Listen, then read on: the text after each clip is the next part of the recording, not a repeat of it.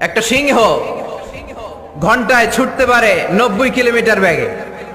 কত কিলোমিটার? একটা হরিণ একটা হরিণ ঘন্টায় ছুটতে পারে 100 কিলোমিটার বেগে। তাহলে কে জোরে ছুটে? জোরে বলতে হবে। সিংহ কত কিলোমিটার? হরিণ। তারপরেও হরিণটা 100 কিলোমিটার বেগে ছোটার পরেও সিংহটার কাছে সে ধরা পড়ে যায়। এর কারণ সিংহ যখন ধরার জন্য ছোটে সে শুধু সামনে তাকায়, সে পিছনে তাকায় না। আর হরিণ 100 কিলোমিটার বেগে ছোটার পরেও সে ধরা খেয়ে যাবার ভয়ে বারবার পেছনে তাকায়। আর পিছনে তাকার কারণে ওর গতিটা স্লো হয়ে যায় আর সিংহের হাতে বধ হয়ে যায়। পিছনে তাকাবার সময় আমাদের নাই, চিল্লায় বলো ঠিক কিনা? আমরা অহংকার শিখি নাই, আমরা হিংসা শিখি নাই, আমাদের বুকে আছে বুক ভরা ভালোবাসা। আমি বিএনপি বুঝি না।